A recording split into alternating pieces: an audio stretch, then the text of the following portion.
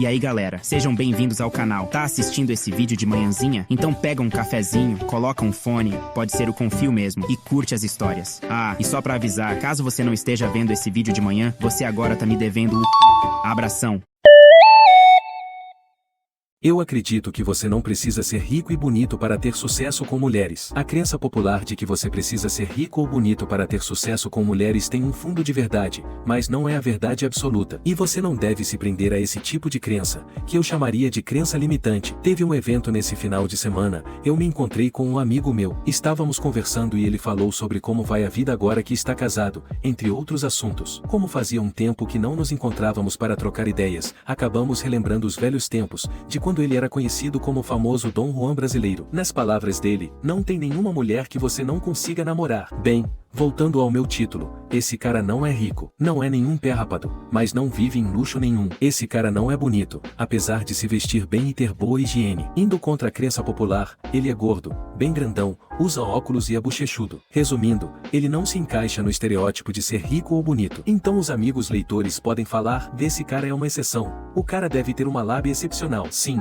mano, o cara tem a melhor lábia que você possa imaginar. Eu não diria que é apenas lábia, é a aura do cara. Isso funciona até com outros homens que andam junto com ele. Todos os homens, incluindo eu, nos sentimos bem quando estamos com ele. O cara sabe ter uma conversa agradável, sabe ouvir, sabe fazer a conversa ser engraçada, tem iniciativa, é decidido. Quando precisa ser sincero, fala o que tem que ser dito. Se até nós homens nos sentimos bem na presença do cara, imagina as mulheres, sacou? A questão é como você faz as pessoas que estão junto com você se sentirem quando estão conversando. Se você emana uma boa energia, as pessoas naturalmente serão atraídas. É tudo uma questão de treino e de gostar de. Quanto mais você se ama e se aceita, não ao ponto de ser um narcisista, claro, mas a sua aura, a energia que você emana para as pessoas ao redor muda. Nós conseguimos mudar essa energia com treino e esforço. Talvez não ao nível de um Dom Juan brasileiro, mas é possível. Exclusividade? Olá a todos. Preciso de alguns conselhos sobre a minha situação. Eu sou uma mulher de 34 anos, estou saindo com um cara de 38 anos nas últimas 6 semanas. Estávamos conversando desde março. Inicialmente, nos conhecemos no Instagram, ele me procurou. Temos nos visto alguns dias por semana, principalmente durante o fim de semana e festas do pijama. Achei que as coisas estavam indo muito bem. Passamos muito tempo juntos e estamos nos conhecendo em um nível mais profundo a cada encontro. Existe um grupo local no Facebook chamado Estamos namorando o mesmo cara? Antes de nos conhecermos, ele foi postado. A maioria dos comentários era de que as garotas conversaram com ele, mas nunca se encontraram, exceto algumas poucas selecionadas. Uma das garotas do grupo me mandou uma mensagem e percebemos que ele estava conversando com pelo menos 4 de nós. As coisas acabaram com a garota que ele saía. Eles só saíram algumas vezes, e foi aí que ele começou a sair comigo. Eu nunca falei nada disso para ele porque os grupos deveriam ser anônimos. Não somos exclusivos, então ele não fez nada de errado ao explorar suas opções. Ninguém postou nenhuma bandeira vermelha sobre ele. Ele está solteiro há 1 ano e meio desde seu último relacionamento de 7 anos. Eu queria trazer exclusividade com ele neste momento, porém hoje outra garota postou no grupo que ela tinha combinado com ele ontem à noite. Isso depois que ele passou o fim de semana inteiro comigo, de sexta à noite até domingo à noite. Obviamente, dói e me faz pensar se ele está afim de mim, já que ainda está combinando e perseguindo outras pessoas. Eu falei para ele que não uso aplicativos. Geralmente é ele quem me pergunta quando estou livre para nos vermos. Não parece que nenhum de nós está tendo que correr atrás um do outro. O interesse e o esforço foram recíprocos. Sei que preciso falar de exclusividade com ele, porque me dói pensar que ele está namorando outras pessoas e quero saber onde ele está, emocional e romanticamente. Eu não quero acabar em uma situação chata, mas também sinto que se ele realmente estivesse afim de mim, ele próprio estaria trazendo essa conversa para me tirar do mercado, não estaria combinando com outras pessoas neste momento. Por outro lado, eu disse a ele que fui bombardeada por amor no passado e também não quero apressar nada. Como você traria essa conversa? Não devo dizer a ele que sei que ele está combinando e conversando com outras pessoas, certo? Eu estava pensando em apenas dizer a ele o que sinto por ele, que não estou interessada em mais ninguém e gostaria de ser exclusiva. Então veria qual é a resposta e reação dele. 6 semanas é um prazo razoável para ter essa conversa, não é? Gostaria de saber agora se ele não está tão interessado em mim quanto eu pensava, para que eu possa ir embora antes de investir mais tempo e energia em nossa conexão. Não quero acabar sendo pega de surpresa se ele decidir buscar uma conexão com outra pessoa com quem combina. Qualquer conselho é bem-vindo. Não tenho muita experiência em namoro, fiz terapia por um tempo e no passado acabei escolhendo homens abusivos que se transformaram em relacionamentos tóxicos. Ele não exibe nenhuma dessas qualidades, mas reconheço que não tenho o melhor julgamento devido ao meu passado. Como conquistar um homem mais velho? Eu sou uma mulher de 18 anos, sou perdidamente apaixonada por um amigo homem de infância do meu pai que tem 34 anos, eles se consideram irmãos, então, obviamente ele sempre se viu como meu tio sanguíneo, até meus 10 anos quando eu comecei a entender de família de verdade, descobri que ele não era filho da minha avó. Antes disso ele já era meu tio preferido, mas acho que depois disso, eu alimentei uma paixonite por ele. A primeira vez que me declarei pra ele, eu tinha 14 anos, ele deu muita risada e fiquei com medo de ele sair correndo e contar para o meu pai. Ele contou, mas do jeitinho dele, foi fofo, eu assumo. Mas na hora ele se abaixou na minha altura e começou a explicar que ele era mais velho, que ele era o tio, que é normal nessa idade e blá blá blá. Disse para eu sempre contar para os meus pais sobre essas coisas antes de tomar alguma decisão, porque poderia ser perigoso. Meus pais à noite vieram falar comigo, minha mãe com o jeitão dela me zoando e meu pai talvez um pouco mais sensível dizendo que o tio foi conversar com ele, para eles conversarem comigo e me orientarem. Eu não era talarica da tia. Nessa época ele já era divorciado, e sei que ele é um homem bom, porque até hoje eles mantêm contato e ela chamou ele para ser padrinho dos filhos dela. Nem o atual marido dela sente ciúmes deles, na verdade, eles meio que viraram bons amigos também, de tão tranquilo que ele é. Acontece que o tipo de homem que eu sempre idealizei, é literalmente ele. É incrível como ele anda cercado de crianças e animais. Para vocês terem ideia, na outra casa que morei, havia um vizinho que tinha um cachorro bravo. A gente achou que o cachorro fosse arrancar a mão dele, mas ele fez carinho no cachorro e falou: "Tá vendo? Olha a cara de bobão dele, não morde nem bisquito essa porcaria." E também é engraçadinho o jeito que ele me tratava e trata meu irmão, quando meu irmão era bem menor. Lê chegava lá em casa, se curvava um pouco para frente, dava 2 tapinhas nas pernas e abria os braços para o meu irmão correr para ele, e eu com 14 anos, olhando o modo que ele conversava com meu irmão, fazendo vozinha de bebê, tudo que meu irmão falava mesmo que fosse bobagem, ele respondia com um: "Nossa, é mesmo? Mas você foi muito corajoso." Super empolgado, eu ficava cada vez mais derretida por ele.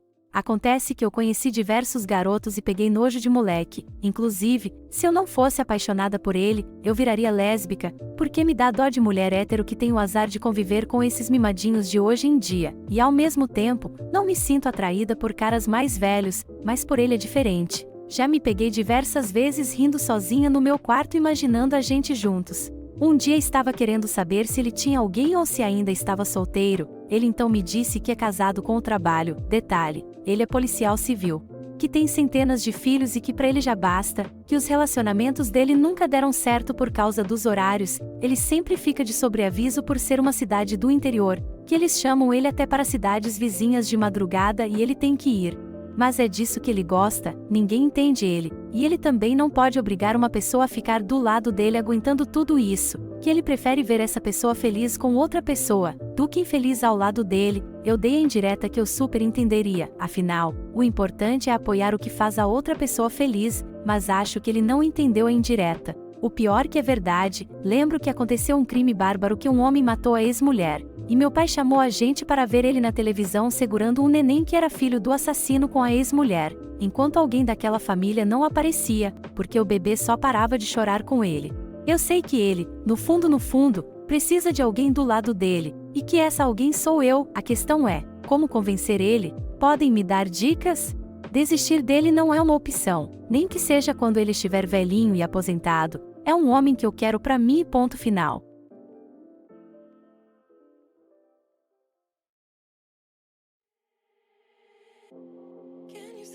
Karen acredita que ofender as pessoas é seu direito. Meu nome é Marcela, sou brasileira de 21 anos.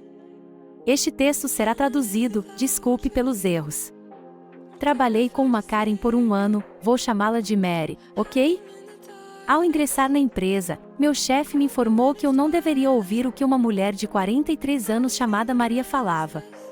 Porque ele já sabia qual era a fama dela, e 3 funcionários já haviam passado pelo meu cargo no ano passado.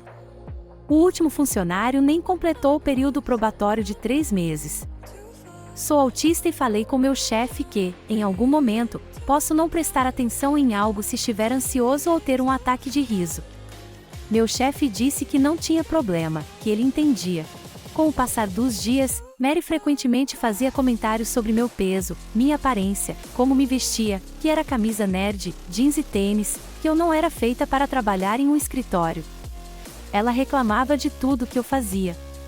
E um dia, no verão, para quem não sabe, dias quentes chegam a 40 graus no Brasil, liguei o ar-condicionado porque estava muito quente, e ela começou a gritar. Porque ela não gostava de ar-condicionado, e que eu era deficiente, que deficiente nem deveria trabalhar porque incomodava os outros. E que se fosse 10 anos atrás, não teria ar-condicionado lá, então eu não poderia trabalhar lá. Abri um sorriso e disse, não teria problema, há 10 anos eu brincava de boneca. E ela começou a gritar que eu não a respeitava. Até gravei vários áudios em que ela dizia que meu autismo era ridículo, que eu era retardada, que eu era esquisita e outras coisas. Contexto interessante. No Brasil existe um conjunto de leis chamado CLT. Essas leis estabelecem que empregadores e colegas de serviço não podem zombar, humilhar, insultar ou desqualificar outros funcionários, ou a empresa pode ser processada e ter que pagar indenizações, e que os funcionários não podem trabalhar jornadas superiores a 8 horas diárias, além do direito a 30% de férias remuneradas e um 13º salário. No meu último mês lá, ela me pediu para parar de trabalhar e ir buscar documentos para ela em outro setor, mas ela era minha colega, não minha chefe, então eu disse que não podia, porque estava muito ocupada, e que poderia buscá-los assim que terminar meu trabalho, se isso ajudar. E a maluca só correu e chorou aos prantos, no corredor e gritando, gente, eu pedi para Marcela ir buscar umas notas na balança e ela não quer ir, e eu não sei porquê, como se eu tivesse atacado ela. Minha patroa se incomodou e respondeu, mas esse é o seu trabalho, ela está fazendo o trabalho dela.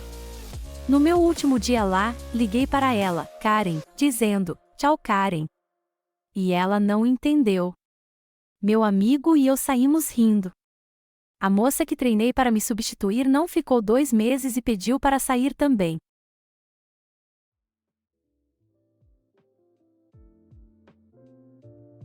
Sou babaca por quebrar o celular do meu pai. Eu, uma jovem de 17 anos, moro com meus pais. Recentemente comprei um novo celular e meu pai demonstrou surpresa, questionando de onde eu tirei dinheiro para comprá-lo.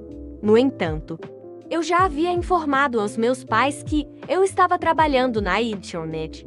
Meu pai começou a me xingar, acreditando que eu estava produzindo conteúdo explícito e mesmo tentando explicar a situação, ele não me dava ouvidos. Me estressei e me retirei para o meu quarto, já que não tenho muita paciência com as atitudes arrogantes frequentes dele. No dia seguinte eu acordei e fiquei desesperada, pois o sol já estava iluminando o quarto e eu sempre acordo bem cedo com o despertador. Pensei que eu devia ter dormido demais.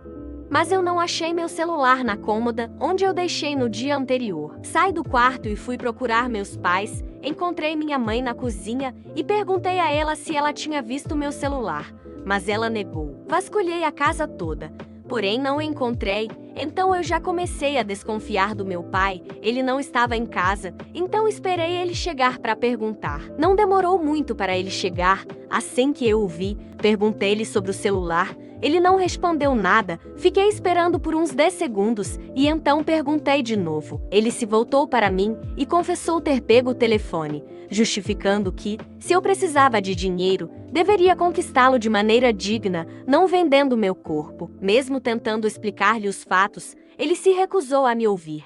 Argumentei que havia comprado o celular com meu próprio dinheiro, mas mesmo assim, ele se negou a devolvê-lo ou revelar onde o escondeu. Busquei o apoio de minha mãe para tentar convencer meu pai, e ela fez o possível, porém sem sucesso em fazê-lo ceder. Fiquei extremamente nervosa e, ao perceber que meu pai estava com seu celular, aproximei dele e o arranquei de suas mãos. Inicialmente, ele me olhou confuso, perguntando o que eu estava fazendo. Respondi que, se ele se recusasse a devolver meu celular, teria que compartilhá-lo comigo. No entanto, ele apenas riu e afirmou que deveria arrumar um emprego digno antes de pensar em recuperá-lo. Incapaz de controlar minha indignação, acabei arremessando o celular contra a parede, fazendo quebrar. Estava sem capa e película, o que facilitou o estrago. Meu pai ficou extremamente irritado e afirmou que eu nunca mais veria meu celular. Virei-me e fui ao meu quarto. e confesso que fiquei com a consciência pesada, com a intenção de me desculpar. Entretanto, descobri no dia seguinte que meu pai havia vendido meu celular no dia anterior, antes mesmo de eu acordar. Ao saber, minha consciência se tranquilizou completamente, afinal, meu pai estava apenas interessado em ficar com o dinheiro, além de meu celular ser muito mais caro do que o dele. Embora meu pai tenha optado por não falar mais comigo, o que eu não me importo, minha mãe também passou a acreditar que exagerei na situação. Agora eu tenho apenas meu celular antigo, que está bem velho, o que dificulta a trabalhar. Fui babaca?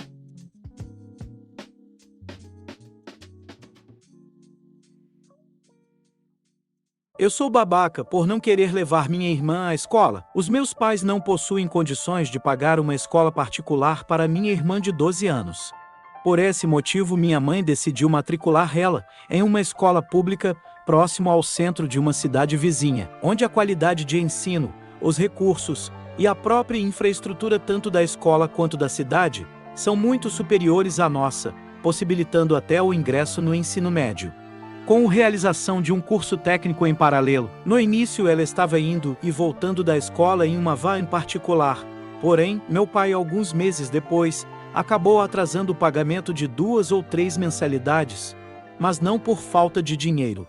Foi pela simples falta de organização e de planejamento financeiro. Não faltou dinheiro para coisas que são consideradas menos importantes, e isso tudo acarretou no descontentamento do motorista da van e no rompimento do contrato. Depois desse acontecimento, não encontramos mais vans que fizessem o trajeto para buscar ela em casa. Meu pai, que tem um horário extremamente flexível em seu trabalho, cerca de 1 ano atrás, começou a levar e buscar minha irmã na escola todos os dias. Até então tudo bem, somente precisaria substituir ele em alguns dias no mês, quando as coisas estivessem realmente corridas em seu trabalho. Com o passar do tempo, as coisas foram ficando cada vez mais corridas, e tudo se inverteu. Eu tenho 24 anos, trabalho em home office, e sou matriculado no curso de engenharia de produção. Tive que acabar assumindo essa responsabilidade. Desde o começo do ano, estou colocando o combustível do meu próprio bolso no carro. Gasto quase 2 horas de manhã, ida e volta, e 1h30 no almoço, ida e volta. Agora sou eu quem a leva todos os dias, e ele a leva somente quando pode. Na minha cabeça estou preso nessa situação por estar assumindo as consequências de uma decisão e de um erro que não são meus. Isso está impactando diariamente a minha vida de forma negativa. Em muitos sentidos. Segundo o meu pai, eu não estou sendo obrigado a nada. Estou somente ajudando ele, mas na prática, se eu não fizer, minha irmã vai acabar repetindo por falta, por nota e por desistência. Eu, minha mãe e minha irmã tentamos encontrar outro meio de transporte, mas sem sucesso. Minha mãe não tem habilitação e não dirige devido a um acidente de capotamento muito grave que ela sofreu no passado. Acreditamos que minha irmã seja muito nova para sair de casa tão cedo e pegar um ônibus e um trem sozinha até a escola. Pedir a transferência dela para o nosso município talvez seria dar um passo para trás, além de acabar perdendo uma valiosa oportunidade que poderá impactar muito no seu futuro.